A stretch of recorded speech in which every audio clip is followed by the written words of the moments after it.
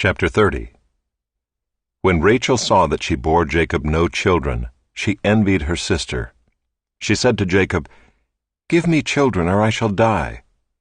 Jacob's anger was kindled against Rachel, and he said, "Am I in the place of God, who has withheld from you the fruit of the womb?" Then she said, "Here is my servant Bilhah. Go in to her, so that she may give birth on my behalf, that even I may have children through her." So she gave him her servant Bilhah as a wife, and Jacob went in to her. And Bilhah conceived and bore Jacob a son. Then Rachel said, "God has judged me, and has also heard my voice and given me a son." Therefore she called his name Dan. Rachel's servant Bilhah conceived again and bore Jacob a second son. Then Rachel said, "With mighty wrestlings I have wrestled with my sister, and have prevailed." So she called his name Naphtali. When Leah saw that she had ceased bearing children, she took her servant Zilpah and gave her to Jacob as a wife.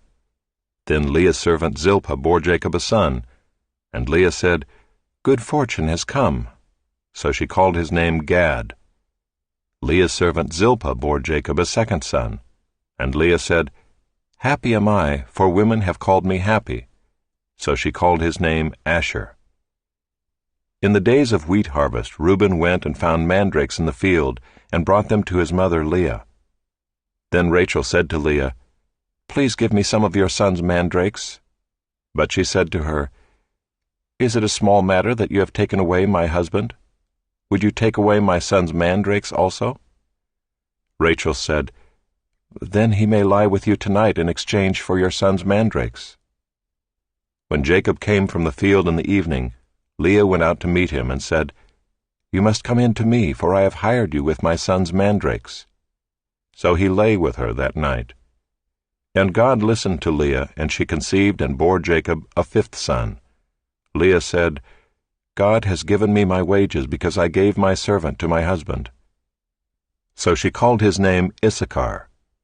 And Leah conceived again, and she bore Jacob a sixth son. Then Leah said, "God has endowed me with a good endowment. Now my husband will honor me, because I have borne him 6 sons." So she called his name Zebulun.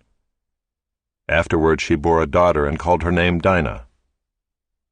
Then God remembered Rachel, and God listened to her, and opened her womb. She conceived and bore a son, and said, "God has taken away my reproach."